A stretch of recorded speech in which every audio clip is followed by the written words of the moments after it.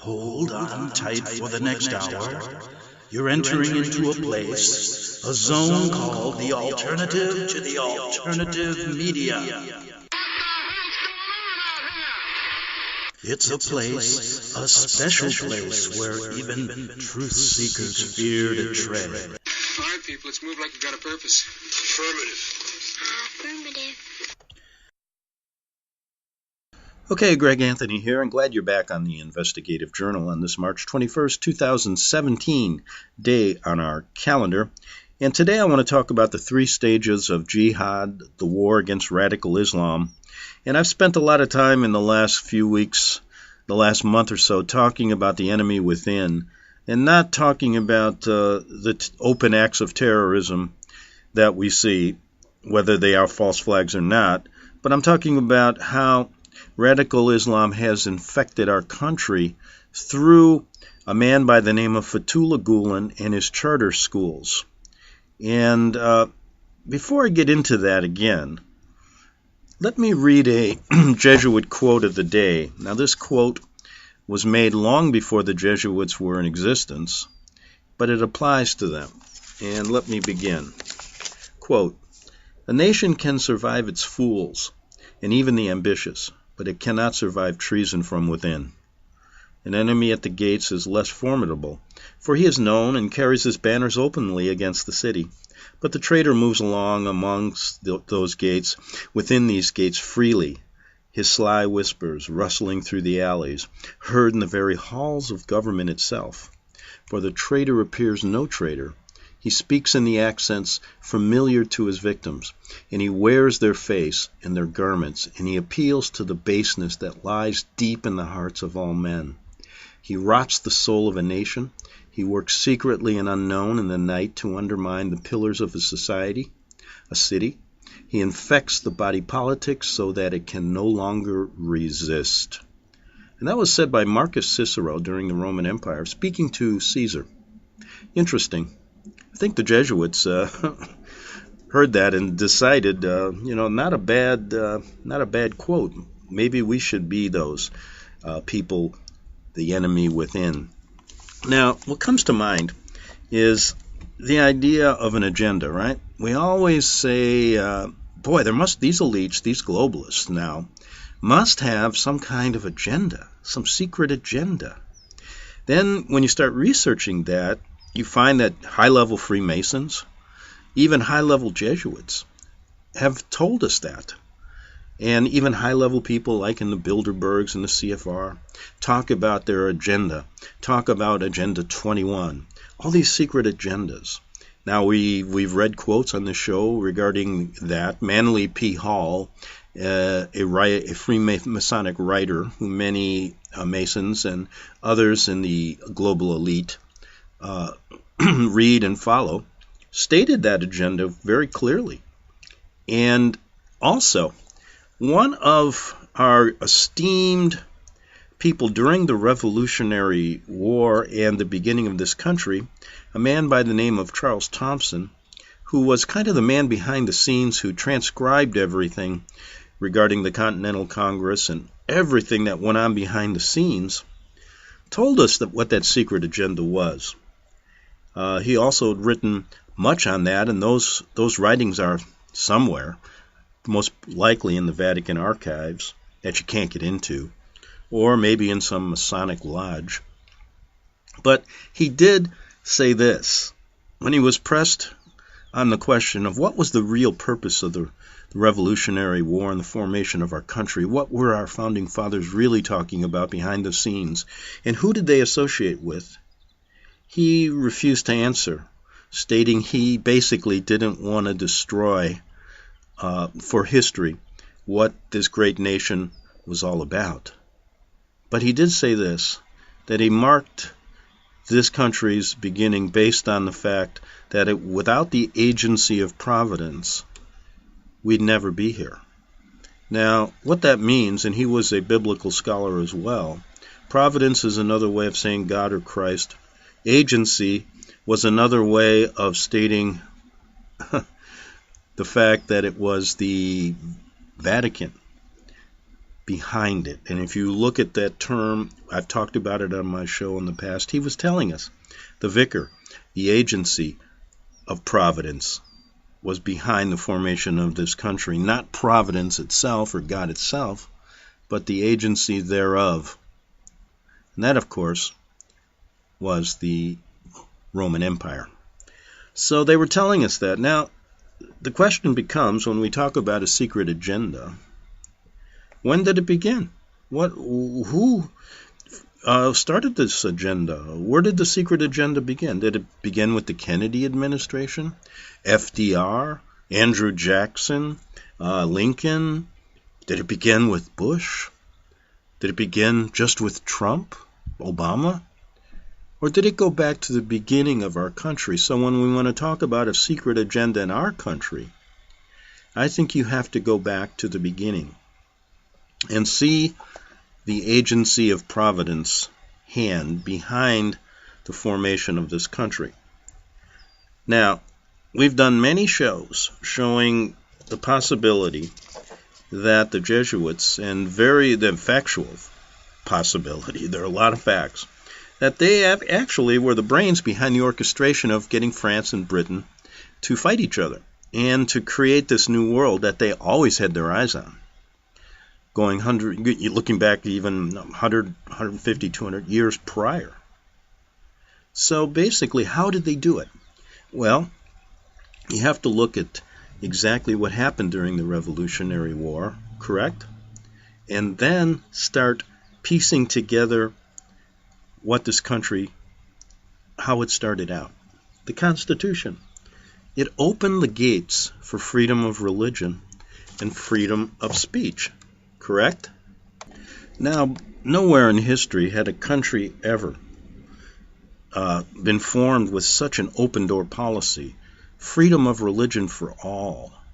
And as we look at the Constitution, what did it do?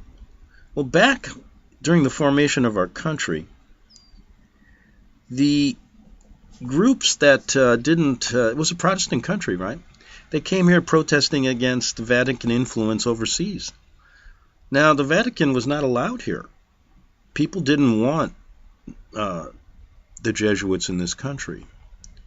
And, in fact, in the beginning, Catholics couldn't even hold office. And there were just a minority of Catholics here, at least ones that called themselves that. Many were probably working undercover, just like Marcus Cicero told Caesar to watch out for.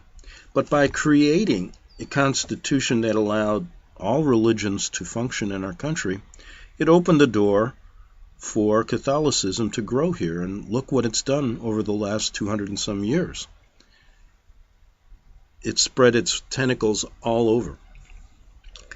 Now, by creating this Constitution, in fact, are a very vulnerable country if we don't watch out what's going on. And so I believe the United States is in more danger today than she's ever been. I mean, going back through the course of history and looking at all the you can even start with Andrew Jackson, and you'll see how the Jesuits were in full force back then trying to overthrow his policies, which were similar to what Trump is doing now, populist policies. And that's a story in itself. But as you go through the stages all the way through until today, I think this organization from within is out to destroy America and its Constitution, and you're seeing it every day. And everything for which this country stands for in theory. But by creating a constitution, it made it ripe for the enemy within. Now, if you look at the Vatican's policies, behind the scenes they favor fascism. And once they gain power, they can't do it openly, so they do it secretly. Thus, all the secret societies. Thus, all the things that we talk about on this show that never get discussed in the mainstream. Now, what does the Vatican have in common with Islam? There's a lot of facts out there that show that when Islam was created in the 6th or 7th century, that the Vatican was behind that as well, to create an enemy, to destroy its enemies. And look what's happening today.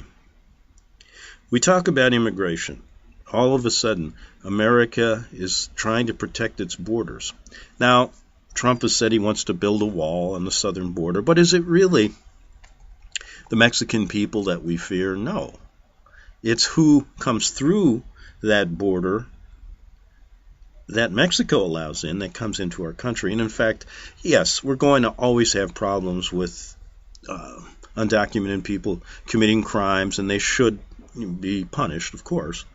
But the real issue is radical Islam. Look at what's happening in Europe. And so the question has to be asked,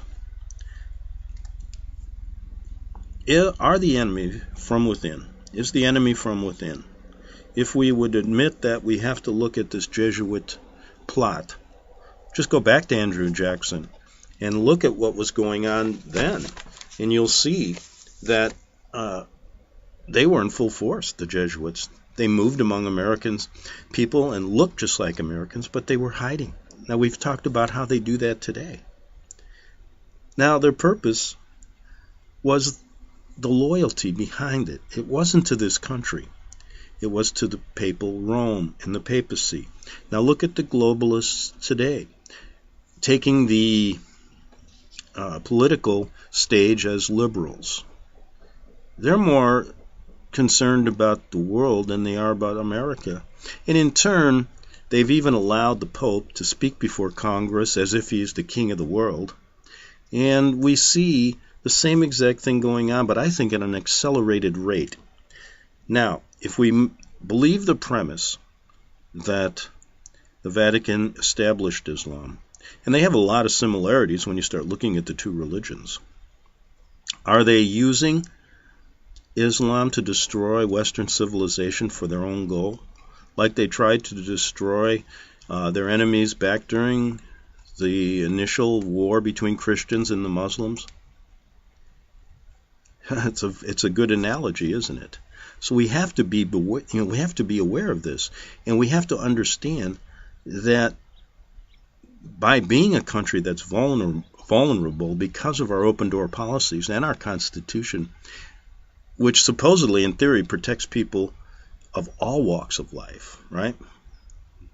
No matter who you are, it makes us vulnerable for this enemy within. And I believe that we have to take a good look at how they want to destroy Western civilization. We're seeing it go on right now in Europe.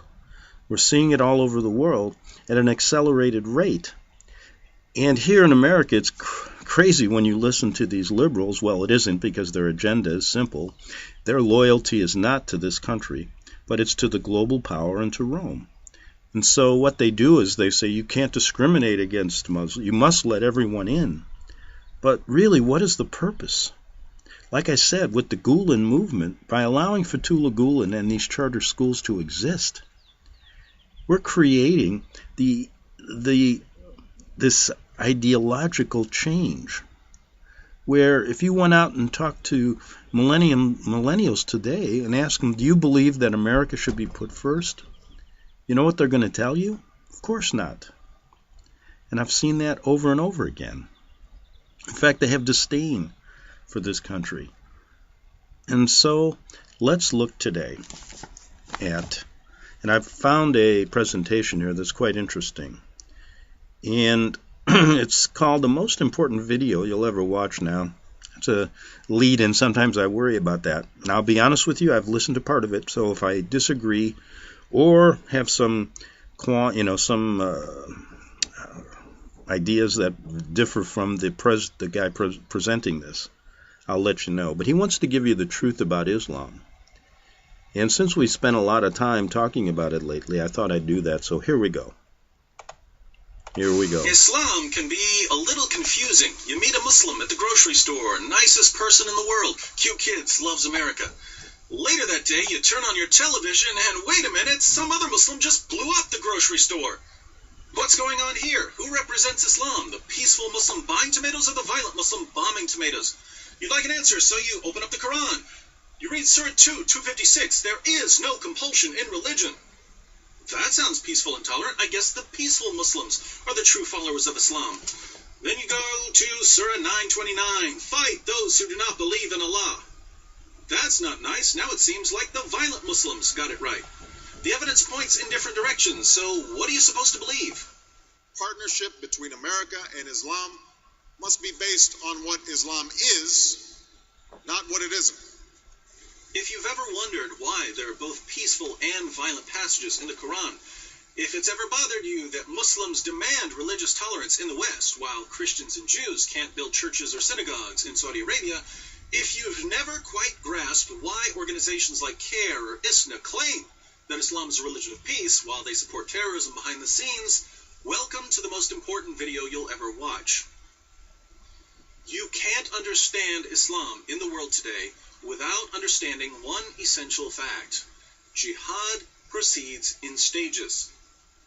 As the tiny tadpole grows into the bellowing bullfrog, as the lowly acorn becomes the mighty oak, as adorable parent-trap Lindsay Lohan transforms into whatever she is now, so also the tolerant toddler of peaceful Islam eventually goes through puberty. That's when we all find out what full-grown, Jew-hating, church-burning, wife-beating, apostate-killing, Allahu Akbar yelling Islam is really like in all its blood-spattered glory. Whether you look at the life of Muhammad, or the early Muslim community, or the Quran, or the Hadith, or the Sirah literature, or classical Muslim commentaries, or modern Muslim scholarship, or the spread of Islam in the world today, you will find the exact same pattern. There are 3 stages in the call to jihad, depending on the status of Muslims in a society. And if you understand these 3 stages, you'll understand Islam, 14 centuries of Islamic history, and the situation we're in right now. Partnership between America and Islam must be based on what Islam is, not what it isn't. Stage 1. Stealth jihad. When Muslims are completely outnumbered and can't possibly win a physical confrontation with unbelievers, they're commanded to promote peace with non-Muslims and to preach a message of tolerance. For instance, when Muhammad and his followers were a persecuted minority in Mecca, they criticized the beliefs of the polytheists, but they did so peacefully. The revelations Muhammad received during this time proclaimed a future judgment for unbelievers. Allah will one day punish those who reject Muhammad, but in the meantime, to each his own. Live and let live. Coexist. A characteristic chapter from this period is Surah 109. As the Holy Quran tells us, Say, O unbelievers, I do not serve that which you serve, nor do you serve him whom I serve, nor am I going to serve that which you serve, nor are you going to serve him whom I serve. You shall have your religion, and I shall have my religion. Muslims in the West point to passages like this as evidence that Islam is inherently peaceful. But we know from Muslim sources that while Muhammad was calling for religious tolerance in Mecca, he was already planning to conquer the world in the name of Allah. He even tried to lure pagans to Islam by promising them victory over the non-Arabs. Let's look at a passage. One day, some of Muhammad's tribesmen went to his uncle, Abu Talib, because they wanted to arrange a truce with Muhammad. They wanted Muhammad to stop criticizing their beliefs. Watch what happens. Abu Talib sent for the messenger of Allah, and when he came in, he said, Nephew, here are the sheikhs and nobles of your tribe. They have asked for justice against you, that you should desist from reviling their gods, and they will leave you to your God. Uncle, he said, shall I not summon them to something which is better for them than their gods? What do you summon them to? He asked. He replied, I summon them to utter a saying through which the Arabs will submit to them, and they will rule over the non-Arabs. Abu Jahl said from among the gathering, What is it, by your father? We will give you it and 10 like it. He answered, that you should say, there is no deity but Allah. Think about this for a moment. Muhammad's walking around Mecca calling for peace and tolerance. But behind closed doors, he tells the Quraysh, join me and we'll rule over the non-Arabs, Christians, Jews, Persians, etc. These groups aren't attacking Muhammad at all, and he's already planning to conquer them. What does he need in order to subjugate the non-Muslims? He needs an army. And so he asks his tribe to convert to Islam. Now, how many times have we seen Muslim groups in the world today calling for tolerance in public, but saying something very different in private? Goes back to Muhammad. One of the key features of Stage 1 is taqiyya, concealing Islam's true intentions in order to protect the Muslim community. This was eventually made explicit in Surah 3:28. As the Holy Quran tells us, "Let not the believers take disbelievers for their friends in preference to believers. Whoso doeth that hath no connection with Allah, unless it be that ye but guard yourselves against them, taking, as it were, security." Muslims aren't allowed to be friends with non-Muslims unless they're outnumbered and they feel like they're in danger from a stronger adversary. That's when Muslims are told to pretend to be friendly. One of Islam's greatest scholars, Ibn Kathir, comments, "In this case, such believers are allowed to show friendship outwardly, but never inwardly." Abu Darda, one of Muhammad's companions, put it this way, "We smile in the face of some people, although our hearts curse them." Assalamu alaikum. Another key feature of Stage 1 is victim status. Muslims like to pretend that Muhammad and his followers were persecuted in Mecca simply because they were Muslims. Total nonsense. They were persecuted for antagonizing the Meccans by mocking their beliefs. We read in At-Tabari, "The Messenger of Allah proclaimed Allah's message openly and declared Islam publicly to his fellow tribesmen.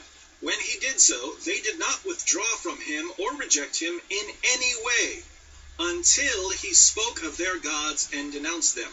When he did this, they took exception to it and united in opposition and hostility to him, except for those of them whom Allah had protected from error by means of Islam."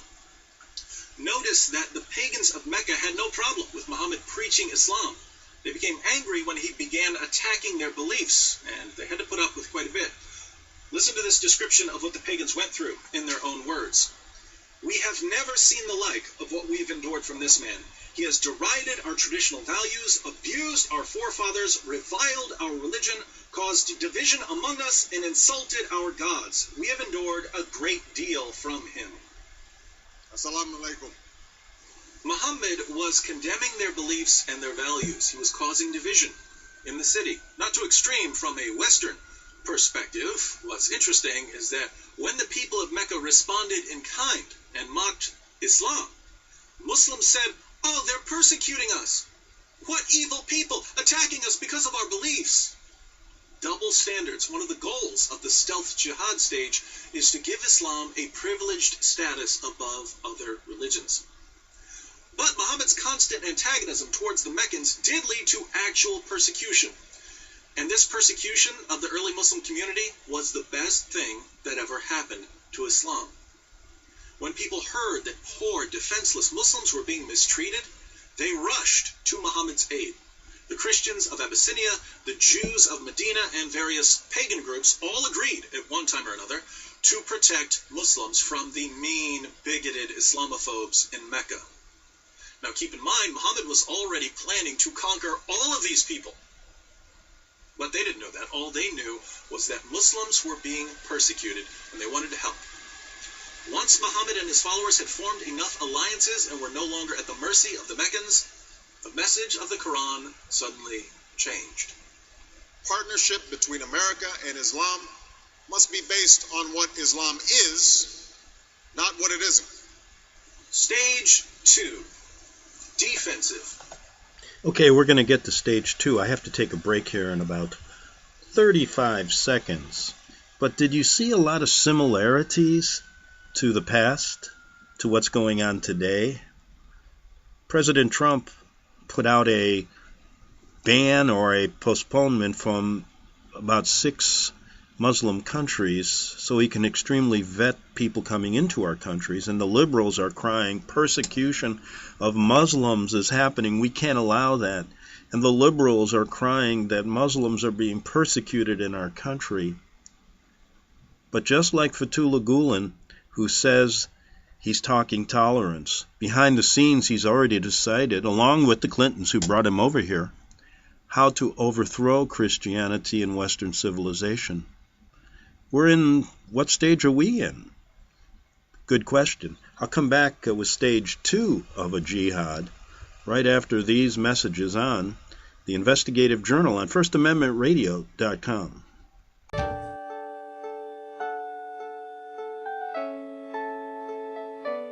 The program you are listening to is 100% sponsored by you, the listener, on this First Amendment Rights Media channel. You will notice that there are few commercials on this radio network. There's a good reason for that. Corporate advertising dollars come with strings that limit program content. So without your help, these programs cannot continue on internet or our several affiliates. If you benefit by the educational law programs, we ask you to give. If you are admonished or nurtured by the Bible and ministry programs, we ask you to give. If some voice a cause that you are passionate about, we ask you to give. If you believe in any of these, we ask you to support them as you would a missionary on a continual basis, as if giving a tithe for missionary radio. These programs are not commercially viable and must be supported by those faithful to the cause of truth. Look for the button to sponsor your favorite programs at our listen and schedule pages on the internet. Then, when you subscribe, we will send you the last quarterly MP3 CD of that program immediately, and continue to do so with each new quarter. We will also give you unlimited archive access to all of our programs. We're asking you to give much less than a tithe, so that you may also send support directly to a particular program host, cause, and anywhere else the Spirit may lead you. Do all to the glory of our God and Creator, for His holy nation, the only kingdom that will last forever. Thank you for listening.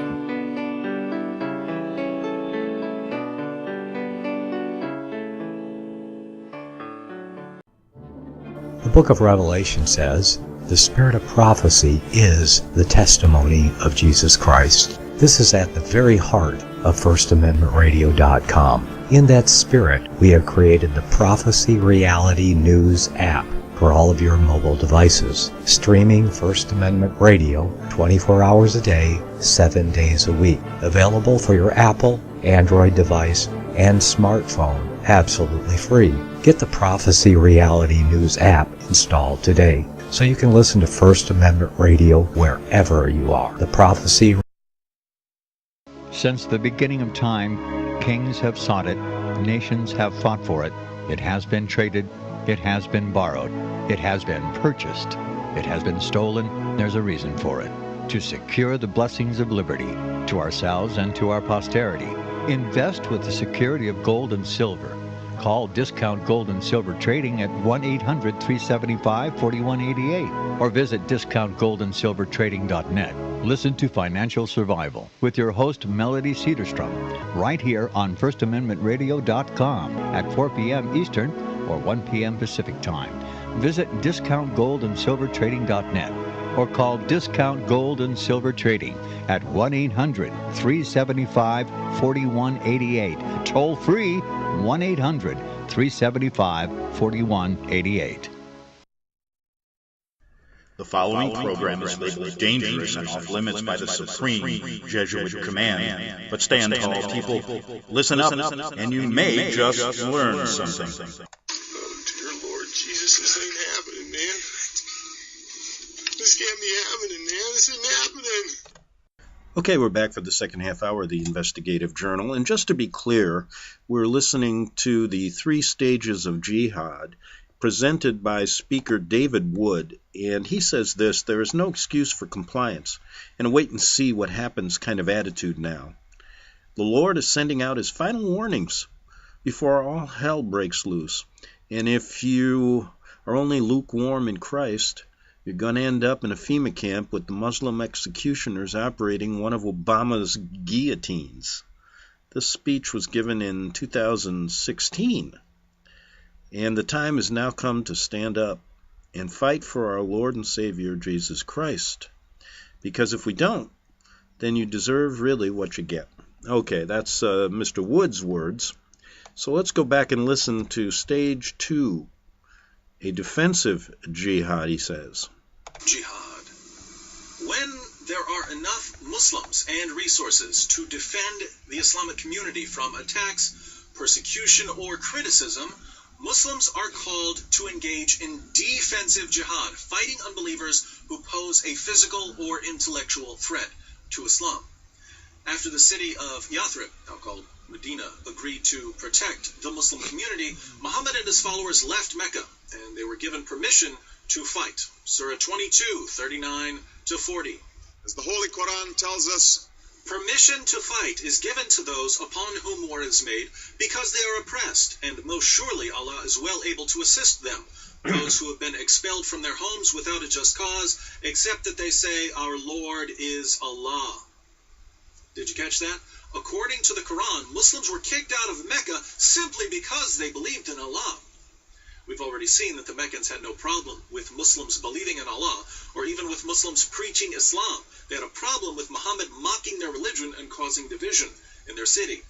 But again, Muslims needed victim status for their protection, so I guess Allah decided to fudge history just a little. And throughout history, Islam has demonstrated through words and deeds the possibilities of religious tolerance and racial equality. Now that Muhammad had several non-Muslim groups ready to defend him, he turned to the primary tactic of Stage 2, terrorism. The people of Mecca depended on the caravan trade for their survival. Anyone who had money would invest it, hoping to get back something extra to feed their families. If a caravan was robbed or didn't return, children might starve. So instead of living a peaceful life in Medina, Muhammad started attacking the Meccan caravans. Muslims launched 7 attacks against the caravans, and the Meccans never retaliated. During the 7th attack, Muslims killed a man, and they took the goods and some captives as well. The problem was that it was still the holy month when everyone agreed not to fight. Muhammad was a bit worried about this at first, but then he received Surah 2, 2:17. As the Holy Quran tells us, they question thee, O Muhammad, with regard to warfare in the sacred month. Say, warfare therein is a great transgression, but to turn men from the way of Allah, and to disbelieve in him and in the inviolable place of worship, and to expel his people thence, is a greater transgression with Allah, for persecution is worse than killing. Persecution is worse than killing. Yes, we killed a man during the holy month when there was a universal agreement not to fight, but you persecuted us, and that's worse. So don't you dare judge us. The Meccans had been trying to avoid war, but it was clear that the Muslims weren't going to stop attacking the caravans, and that Meccan trade and the livelihood of the city would never be safe. So the pagan tribes sent an army to protect the next caravan. Muslims attacked and defeated the Meccans at what became known as the Battle of Badr. Notice that the first real battle between Muslims and non-Muslims was a result of non-Muslims trying to protect themselves from Muslims terrorizing their trade routes. Islam has a proud tradition of tolerance. It didn't take long for Muhammad's protectors to realize that they had been duped. Muslims weren't quite the innocent victims they had claimed to be. Muhammad and his followers were far more greedy and violent than the pagans they were now attacking. But these disillusioned defenders soon learned that once you agree to support Muhammad, you don't get to change your mind. Anything other than perfect allegiance to Muhammad becomes grounds for expulsion, seizing property, enslavement, or annihilation. 3 Jewish tribes in Medina found that out the hard way. A proud tradition of tolerance. Non-Muslims also learned that no matter how much they disagreed with Muhammad's campaign of violence and intimidation, they had to keep their mouths shut. Muhammad began ordering the assassination of critics during Stage 2. People who spoke out against Islam or wrote poems about Muhammad were brutally murdered. And the citizens of Medina, the very people who had invited Muslims into their city, saw their rights rapidly disappearing in the name of Allah. Tolerance, tolerance, tolerance. Stage 2, then, is characterized by defensive fighting those who attack the Muslim community in some way. What we need to get our minds around, however, is that Muslims have a much broader definition of what constitutes an attack than anything we're familiar with. Persecution and military aggression certainly count as attacks, but as we've seen, criticizing Islam counts as an attack. Backing out of alliances after you figure out Muhammad's true intentions counts as an attack. And in the defensive jihad stage, Muslims are ordered to respond to these attacks with physical violence and terrorism. Partnership between America and Islam must be based on what Islam is, not what it isn't. Stage 3. Offensive Jihad. When Muslims establish a majority and achieve political power in an area, they are commanded to begin offensive jihad. Once Mecca and Arabia were under Muhammad's control, the message of the Quran changed yet again. Suddenly, Muslims weren't just told to fight against aggressors. They were commanded to fight non-Muslims simply for being non-Muslims. As the Holy Quran tells us, O Prophet, strive hard against the unbelievers and the hypocrites, and be unyielding to them. Surely Allah has bought of the believers their persons and their property for this, that they shall have the garden. They fight in Allah's way, so they slay and are slain. O you who believe, fight those of the unbelievers who are near to you, and let them find in you hardness. tolerance, tolerance, tolerance. If Muslims have the military strength to expand their political power and to violently subjugate non-Muslim populations, forcing these non-Muslims to pay tribute, the Quran commands them to do so. Surah 9:29. As the Holy Quran tells us, Fight those who believe not in Allah nor the last day, nor hold that forbidden which hath been forbidden by Allah and His Messenger, nor acknowledge the religion of truth from among the people of the book, until they pay the jizya with willing submission and feel themselves subdued. This verse doesn't order Muslims to fight oppressors or even critics. It orders Muslims to fight those who don't believe in Allah. tolerance, Tolerance, tolerance, tolerance, tolerance, tolerance. We find similar teachings in Islam's most trusted collections of ahadith. Sahih al-Bukhari 69:24. Muhammad said, I've been ordered to fight the people till they say, La ilaha illallah. None has the right to be worshipped but Allah, and whoever said, La ilaha illallah, Allah will save his property and his life from me. tolerance, religious tolerance, tolerance, religious tolerance. Sahih Muslim, number 30. Muhammad said, I've been commanded to fight against people so long as they do not declare that there is no God but Allah. Muhammad didn't say, I've been commanded to fight people until they stop persecuting us. That would be stage 2. It's stage 3. And the same guy who complained just a few years earlier that people were persecuting him because of his beliefs now says he's been commanded to fight people based on what they believe. Total hypocrisy. Religious tolerance, religious tolerance, religious tolerance. In the offensive jihad stage, Muslims can also expel Christians and Jews from lands they've been living in for centuries in order to keep certain areas that are important to the Muslim community pure. Areas such as Arabia. In Sahih Muslim 43:66, Muhammad says, I will expel the Jews and Christians from the Arabian Peninsula and will not leave any but Muslims. He won't leave anyone but Muslims. Is this a man who promoted religious diversity and tolerance? Only when he was in the minority. As soon as Muslims had control of the government, diversity and tolerance went out the window, along with the Jews and Christians. We will convey our deep appreciation for the Islamic faith, which has done so much over the centuries to shape the world. So this is the pattern that's been laid down for Muslims by their prophet. Stage 1, stealth jihad. When Muslims are too weak to fight, they promote peace and tolerance outwardly but never inwardly. They practice taqiyya. They prepare for jihad behind the scenes. They claim victim status, and they seek special privileges for Islam. Stage 2, defensive jihad. When Muslims are strong enough to fight, but not strong enough to subjugate the unbelievers, they terrorize their enemies, murder critics, and look for excuses to attack other groups. Stage 3, offensive jihad. When Muslims are in the majority, they violently subjugate all non-Muslims, they strive to expand their political dominion, and they rid important Muslim lands of all non-Muslims. This is the pattern we find in the Quran, in the Hadith, and in the Muslim commentaries. Assalamu alaikum. Now, look around the world and tell me what you see. Saudi Arabia, what stage are they in? Stage 3, obviously. Massive Muslim majority. Lo and behold, if you're not a Muslim, you can't preach, you can't build a place of worship, you can't even set foot in the city of Mecca. Exactly what we would expect based on the Muslim sources. Certain places in Africa, and I'd say some areas of Europe, are in stage 2. Muslims have enough fighters and resources and alliances to fight defensively. And what do we see? We see terrorism. We see churches being burned to the ground or blown up in Nigeria and Ethiopia. We see no-go zones forming and critics of Islam being killed, even in Europe. Again, exactly what we would expect based on the Muslim sources. Here in America, where Muslims form a small minority of the population, what stage are we in? Stage 1.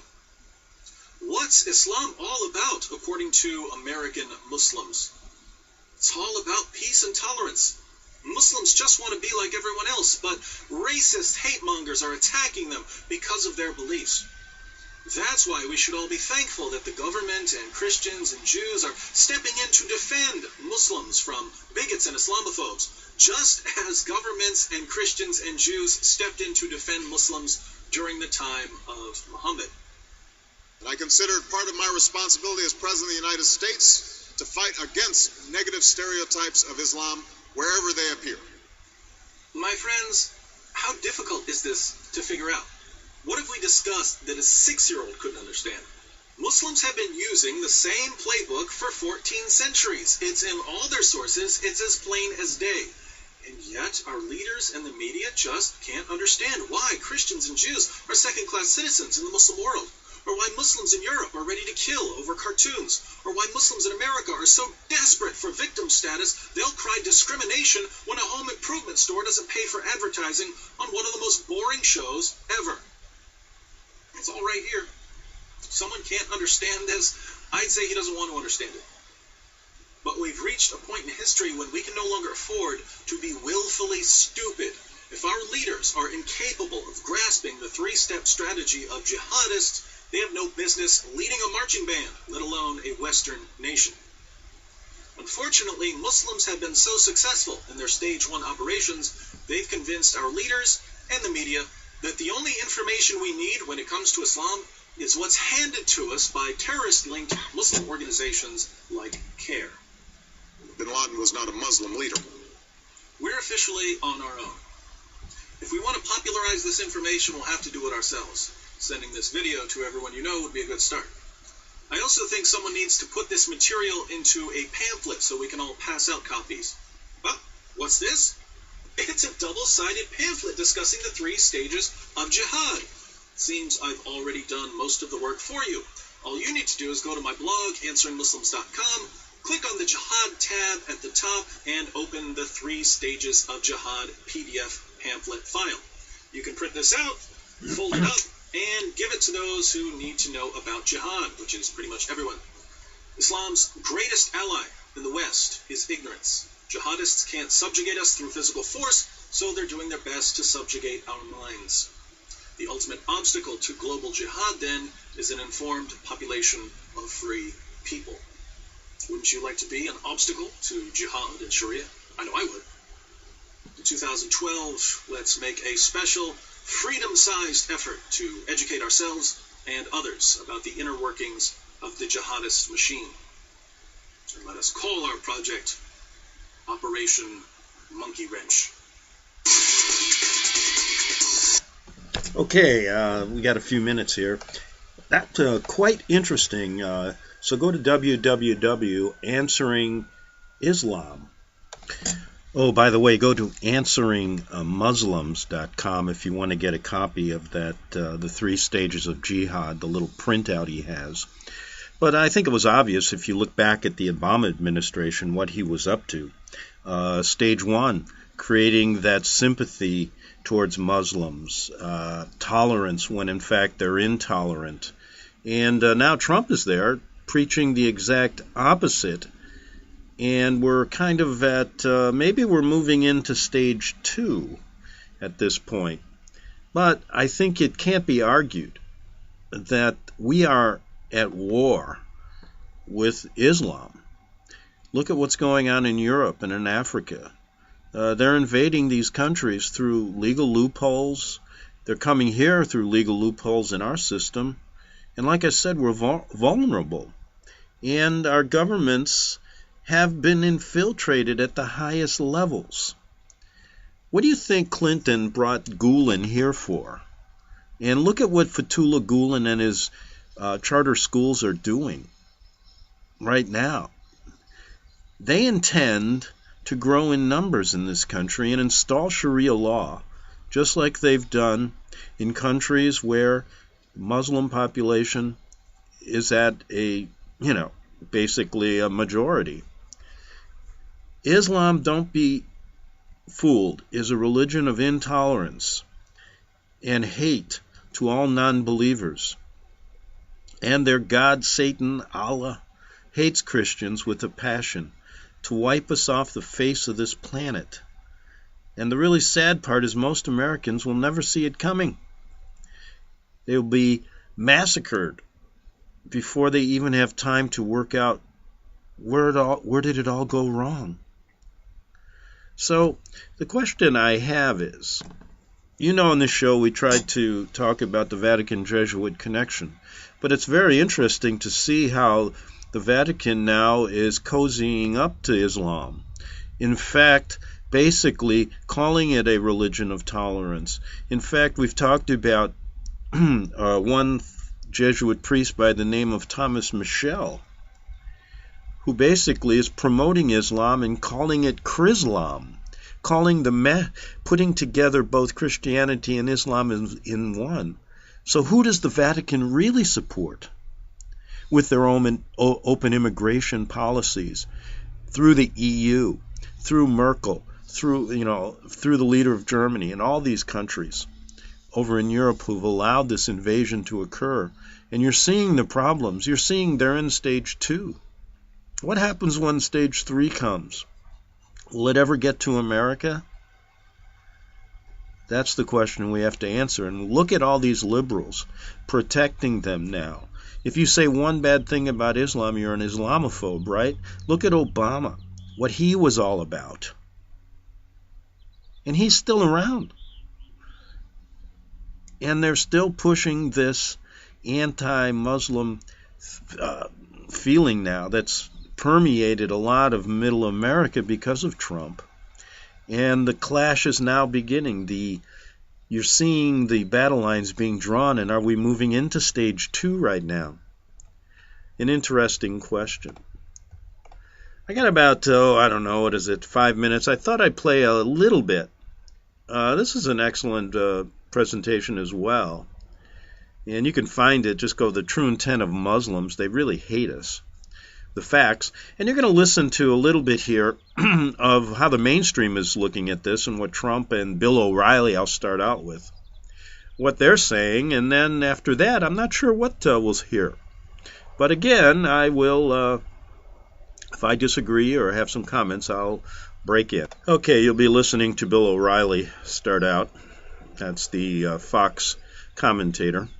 When I say there's a Muslim problem in the world, I basically say, why don't the good Muslims that I believe outnumber the bad Muslims, probably 8 or 9 to 1, or more, why don't they, the Muslim community throughout the world, speak out more forcefully against the jihadists? Well, there's something out there that brings a level of hostility that I've never seen in any religion. I mean, you can say what you want about the Quran, you can say what you want. There's something there. There is tremendous hatred, and tremendous hatred of us. The Quran is very interesting. A lot of people say it teaches love, and there's something there that teaches some very negative vibe. There's a lot of hatred there someplace. Now, I don't know if that's from the Quran. I don't know if that's from, someplace else. But there's tremendous hatred out there that I've never seen anything like it. It's from a former Muslim who said, and I quote, "Muslims are normally good people like everyone else. But then they read the Quran. Then they become a killing machine." The woman who said that knows what she's talking about. She's a former Muslim herself who's now facing death threats for spreading the truth about Islam. Islam is often presented as a very simple religion. It's just submission to Allah. But if you dig a little deeper, you find out in the Quran, Surah 4, verse 65, that submission to Allah requires complete obedience to all of Muhammad's decisions. And that's where Islam gets a lot more complicated, because Muhammad's decisions are spread across thousands of stories in the Hadith. Most Christians don't have the time, or the sources, or the desire to go through all this material and figure out what Islam teaches. No problem, that's what we're here for. We're happy to serve that role. But we should all keep in mind that there are more than 1.6 billion Muslims in the world, and that Islam places a strong emphasis on preaching and winning converts. Chances are we're not going to be there when your Muslim friends preach Islam to you, or when your children go off to college and hear about how wonderful Islam is, not only from their Muslim friends, but also from their professors. If you really want to understand the rape and slaughter being committed in the name of Allah by the Islamic State, you have to study the history of Muhammad and his companions, a history found in the Hadith and the Sirah literature. But you can get a pretty good outline of the Islamic State's message and tactics by reading the Quran, which Muslims believe to be the direct word of Allah.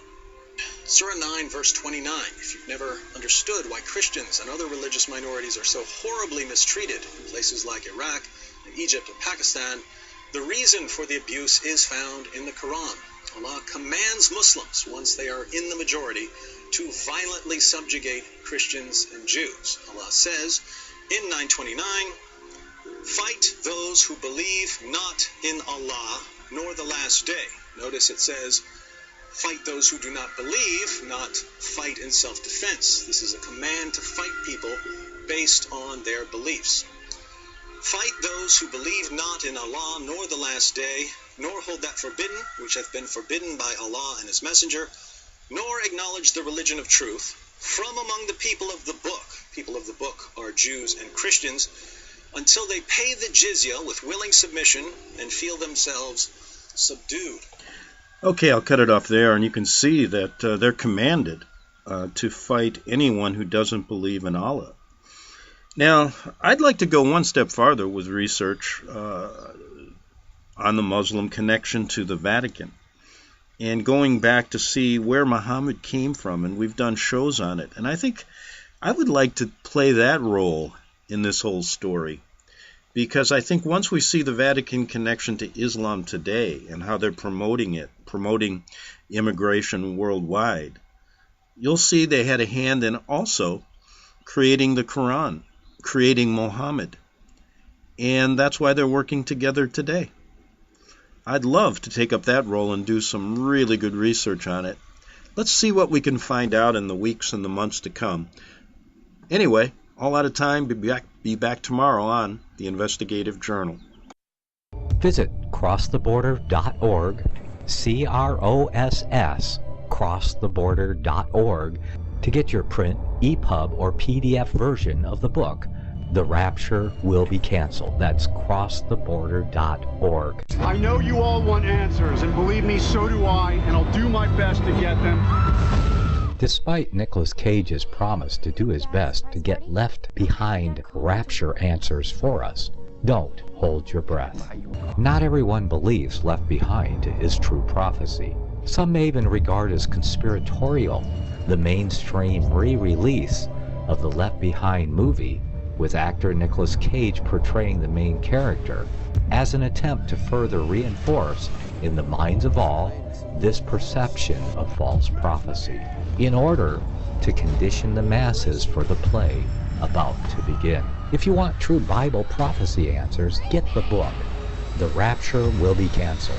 The author exposes the Latin rapture origin, the 7-year tribulation deception, true Bible revelation of Daniel's 70 weeks, the abomination of desolation, the restrainer, America in the Revelation, the image of the beast and the mark of the beast, and the truth about God's chosen people, and so much more about Bible prophecy. This book will shatter the Left Behind paradigm of future events. Get the book, The Rapture Will Be Canceled. Visit crosstheborder.org, CROSS, crosstheborder.org, To get your print, EPUB, or PDF version of the book, The Rapture Will Be Canceled. That's crosstheborder.org.